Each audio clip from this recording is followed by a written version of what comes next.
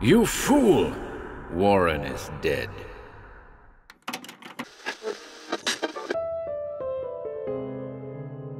Welcome to HorrorBabble. Today, we're back with another Cthulhu Mythos story. This time, we've got a lesser-known mythos tale in store for you. A story by the name of Music of the Stars, by the American author Duane W. Rimel. The story first appeared in The Acolyte, in its spring 1943 edition. We hope you enjoy it, folks.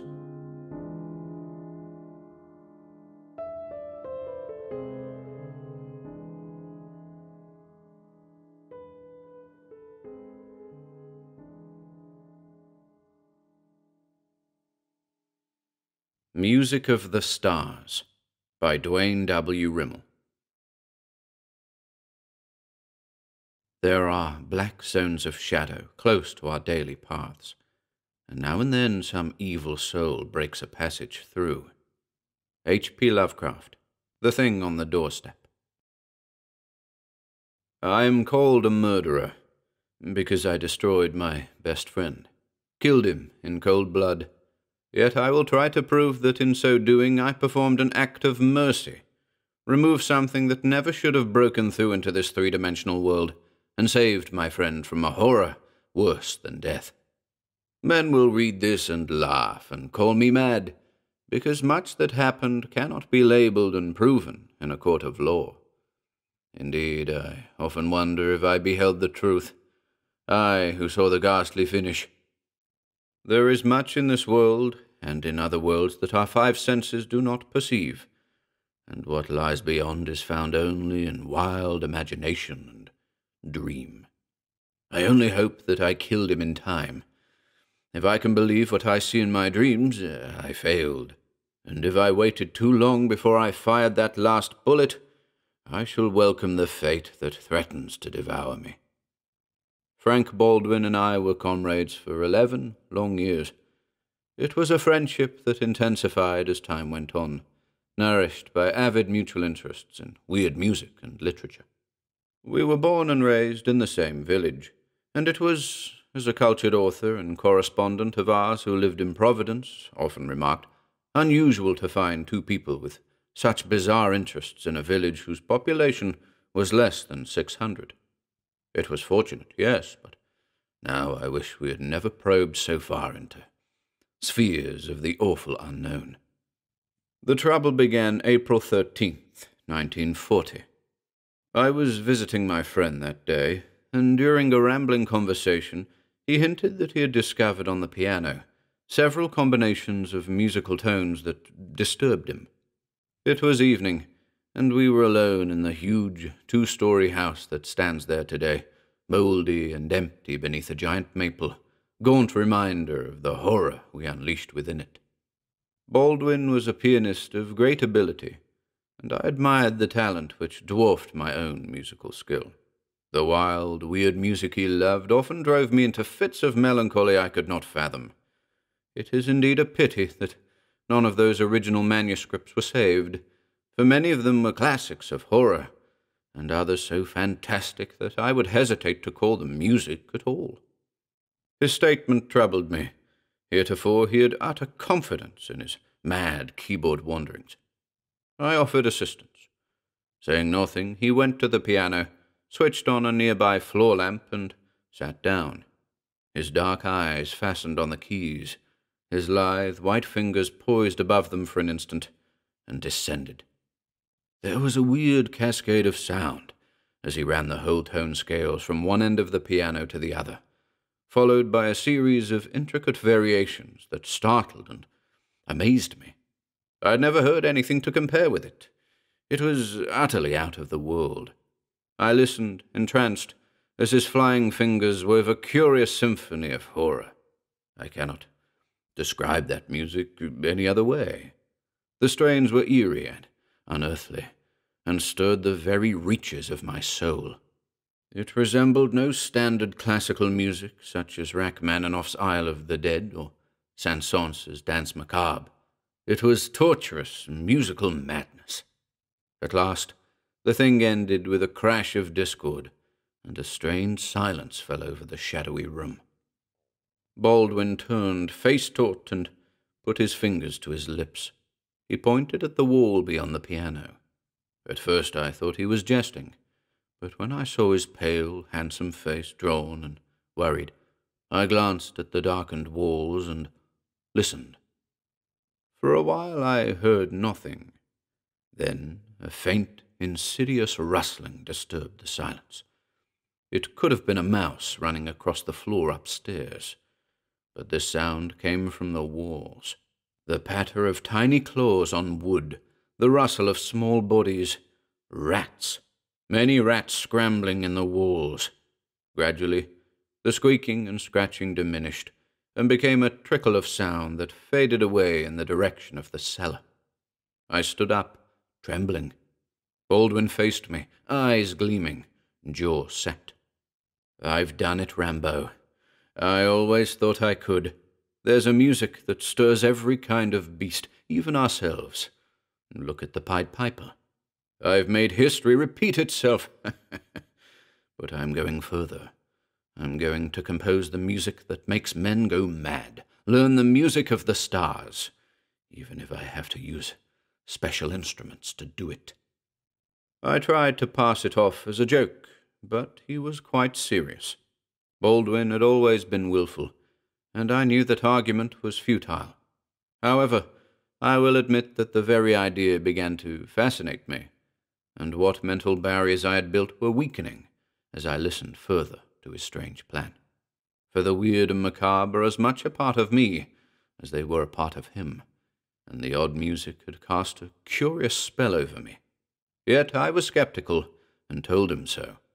I failed to grasp his ultimate ambition. Perhaps he hadn't thought of it then, but the possibilities of the thing were staggering. We had read that strange story of Eric Zan, and the fate he met tinkering with musical threads of the ultimate void. Nor were we ignorant of the savage music with which certain tribes in Haiti summon their evil gods. We had tried for years to find copies of various forbidden tomes of ancient lore. The Necronomicon by the mad Arab Abdul al-Hazred, the strange Book of Ibon, and Ludwig Prin's hideous De Vermis Mysteris, but in vain.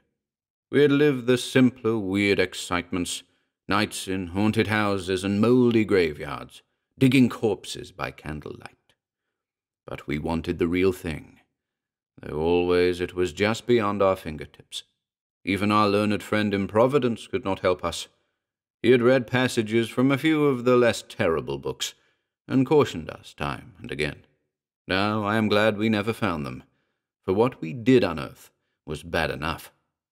I am tempted to believe that our friend, with his wide influence among the Fantasiste, made an effort to keep these self-same books from reaching us. Certainly, several good leads vanished into thin air. On one of my rounds of bookshops in Spokane, I had found, by sheer accident, an English translation of the Chronik von Nath by the blind German mystic Rudolf Jürgler, who in 1653 finished his momentous work just before his sight gave out. The first edition sent its author to a madhouse in Berlin and earned for itself a public suppression. Although modified by the translator, James Sheffield, 1781, the text was wild beyond imagination. As Baldwin gradually disclosed his scheme for composing the music of the stars, he referred again and again to passages in the Chronicle of Nath. And this frightened me, for I too had read it, and knew that it contained odd musical rhythm patterns designed to summon certain star-born monsters from the Earth's core, and from other worlds and dimensions. For all that, Jürgler had not been a musician, and whether he had copied the formulae from older tomes or was himself their father, I was never able to find out. Surely Baldwin had dreamed a strange dream. He said the preliminary work would require solitude for a week, at least. That would give him sufficient time to decipher the sinister formulae in the ancient book, and to make adjustments on his lunochord upstairs. He was a master technician, and had found on his instrument tonal combinations that baffled fellow musicians. Milt Hirth, of radio fame, has done the same thing on a Hammond organ, which the lunochord closely resembles. Since a lunochord's tones are actually electrical impulses, controlled by 15 dials on the intricate panel above the two keyboards and capable of imitating anything from a bass horn to a piccolo, the variations are endless. Baldwin estimated that there were roughly over 1 million tonal possibilities, although many would possess no distinction. I wondered at first how he had planned to invent such outre music on a mere piano, but here, ready-made, was the solution, a scientific achievement awaiting exploration. Walking homeward beneath a pale half-moon, my enthusiasm waned. He had not mentioned precisely what he intended to summon with his alarming music. Yergler himself was singularly vague on that point, or else Sheffield had deleted sections of the hideous text, an entirely logical premise. Indeed, what earthly music, i.e., musical tones audible to the human ear, could call from the gulf something totally unearthly? My better judgment revolted. Baldwin was lighting dangerous fires, but the very limits of man's knowledge regarding space, time, and infinity would keep him from getting his fingers burned. Still, Yergler had done it, or something just as bad, and I recalled Sheffield's preface, which gave a guarded account of the alchemist's mysterious death in the madhouse. During a severe thunderstorm, there was heard outside and above his room a hideous cacophony, seeming to come from the very heavens. There had been a broken shutter, a wild scream, and Yergler had been found slumped in a corner of the room, in an attitude of extreme terror, dead eyes bulging upward, his face and body pitted with holes that resembled burns, but were not. However, I knew that many early historians had possessed the grievous fault of gross exaggeration and verbal distortion. I could scarcely wait for the ensuing week to pass, realizing that Baldwin was alone in that upstairs room, browsing in a blasphemous book from the past, and composing weird music on his devil's machine.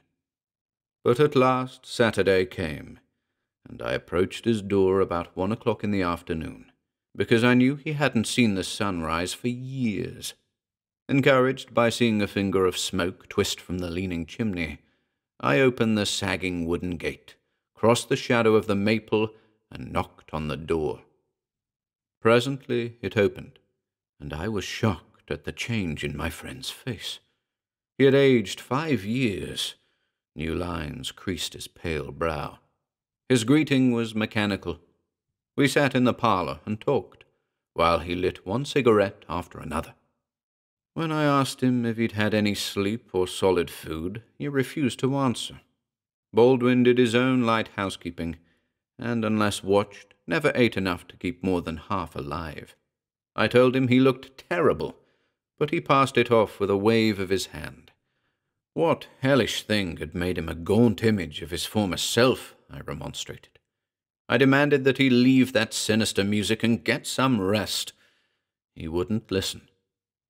I began to become afraid of what he'd discovered, for it was evident he had met with success of a sort.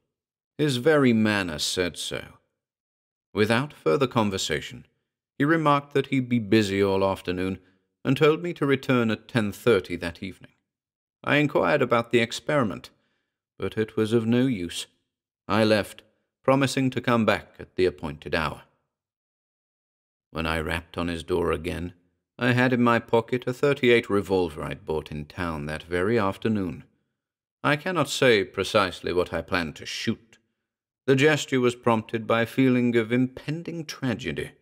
There had been in Baldwin's manner a reticence I didn't like. Always before he had told me of his triumphs and discoveries. Without a word, Baldwin led me to the upstairs room. Motioning me to a chair near the lunochord, he sat on the bench and turned the switch that operated the electric motors. The thinness and pallor of his cheeks frightened me. He crushed out his cigarette and faced me. "Rambo, you've been very patient. I know you're curious. You also think I'm killing myself. I'll rest up for a while when I get through. Here, I think I've found what I'm after. The rhythm of space, the music of the stars and the universe that may be very near or very far. You know how we've hunted for those other books, the Necronomicon and so on? This translation of Jürgler isn't very clear, but I've tried to bridge the gaps and produce the results he hinted at. You see, at the very beginning there were two altogether different types of music, the type we know and hear today, and another one that isn't really earthly at all. It was banned by the ancients, and only the early historians remember it. Now the jazz element has revived some of these outre rhythms. They've almost got it. These polyrhythmic variants are close. Boogie-woogie has a touch. Earl Hines came near with his improvisation, child of a disordered brain. What will happen, I can't say. Yesterday I had a letter from Lancaster in Providence, and he's positively scared. I told him my plans the last time I wrote. He finally admitted that he'd read the original Chronic, which is infinitely more terrible than this book we have. Lancaster warns me repeatedly against playing the music he's afraid I've written. Actually, it can't be written. There are no such symbols. It would require a new musical language. I'm not going to try that just yet, however. But it can't be that bad. He says there might even be some violent manifestation. The music might summon a certain thing from the shadows of another dimension. What I've done surely can't do anything like that, but it will be an interesting experiment. And remember, Rambo, no interruptions.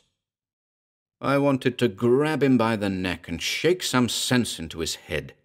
My mouth opened twice, but no words came. He had started to play, and the whispering chords silenced me quicker than a hand clapped over my mouth. I had to listen. Genius will permit nothing else. I was bewitched, eyes fastened on his flying fingers. The music swelled, following strange rhythm patterns I had never heard before, and hope never to hear again. They were unearthly, insane. The music stirred me deeply. Goose pimples raced over me. My fingers twitched. I crouched forward on the edge of the chair, tense, alert. A wave of cold horror swept me as the awful melody and counter-melody rose to a higher pitch. The instrument quivered and screamed as with agony. The mad fantasia seemed to reach beyond the four walls of the room, to quaver into other spheres of sound and movement, as if some of the notes were escaping my ear and going elsewhere. Baldwin's pale lips were set in a grim smile. It was madness. The rhythms were older than the dawn of mankind, and infinitely more terrible. They reeked of a nameless corruption. It was evil, evil as the druid song or the lullaby of the ghoul. During a sudden lull in the music, it happened. The skylight above us rattled, and the moonlight splashing the glass seemed to liquefy and race downward. A single bolt of intense whiteness smashed the glass, and the entire pane buckled inward. It struck the floor with a crash. The floor lamp dimmed and went out. Still the mad overture continued, its hideous echoes shaking the entire house, seeming to reach into infinity, to caress the very stars. In the dim, uncertain moonlight, I saw my friend crouched over the keyboard, oblivious to all else but the music. Then, above his head, I saw something else. At first it was only a deeper shadow. Then it moved. My mouth opened and I screamed, but the sound was lost in that bedlam of horror. The blob of shadow floated downward, a shapeless mass of denser blackness. It thickened and gradually took shape. I saw a flaming eye, a slimy tentacle, and a grisly paw extending downward. The music stopped, and the silence of the utter void enveloped us. Baldwin leaped to his feet, turned, and looked upward. He screamed as the blackness shifted nearer, and a smoky talon seized him. His face in the dim light was a mask of horror. I pawed at the gun in my pocket, gazing transfixed as the writhing shadow from outside slowly encircled his head. Unsteadily, imitating the movements of a zombie, Baldwin raised his arms to fend off the monstrosity, and they were lost in the heaving shadow. I must have gone slightly mad then, for there is much I cannot remember. I know I leaped at the cloud, drove my fists into it. My hands touched nothing, though I recall a fetid odor. The revolver had somehow leaped into my hand, and I fired at the mass 5 times. The bullet smashed the wall. Nothing else. Something struck me on the temple, and I fell backward. It may have been one of Baldwin's pawing arms. I do not know. A loud crash of discordant sound brought me to my senses. I lay on my back on the moonlit floor, revolver in hand. A nauseating odor brought me to my knees, gasping for air. Baldwin had slumped backward over the keyboard, inert. The notes piped on, filling the chamber with hideous discord. The horror I could not see, but I felt it near. Baldwin's head rolled and jerked up. It was no longer human, something ghastly and alien. It was dotted with tiny gouts of blood, and with holes that looked like burns, but were something else. His lips writhed, and he groaned through clenched teeth. "Rambo! Rambo! I can't see. Are you there? It's got me. Part of me. Run for your life. Shoot me. Kill me. I can't let it get the rest." His command froze me with horror. In that instant I lived 10 years. I forgot the impossible shadow and the lurking fear. I saw only my friend's face and the fond memories it recalled. I thought of peaceful sunny days spent in earnest conversation beneath a huge maple. I thought of saner nights and saner music. But that vision darkened, and the horror returned. Baldwin sank lower. His grip on the instrument gave way, and he tumbled to the floor, face upward in the moonlight. The last ghastly echoes rang in my ears. Then silence. I saw the awful shadow near his head, its groping claws outstretched. I waited no longer. I knew he meant what he said. With trembling hand I raised the revolver and shot him in the temple.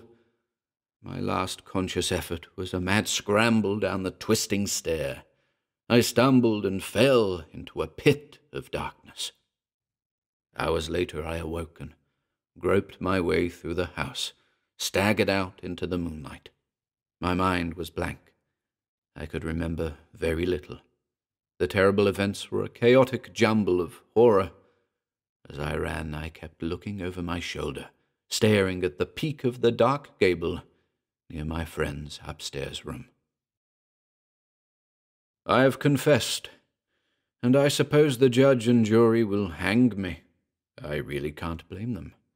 They would never understand why I killed him. And now I too must pay with my life for meddling in those forbidden realms of nightmare. All of Baldwin's manuscripts were burned, including the copy of Yergler's evil book, by a special court order. It seems the neighbors heard the screams and the savage music. And now another terror haunts me. Often in my dreams I see a nebulous cloud of utter blackness dropping from the nighted sky to engulf me, and in the center of that nimbus I see a face, a hideous distortion of something that once was human and sane. The face of my friend, pitted and burned, even as the grisly face of Yergler's must have been.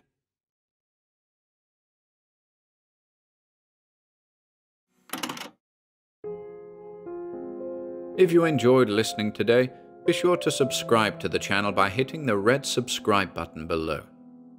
After doing so, click the bell icon next to the subscribe button to receive new content notifications.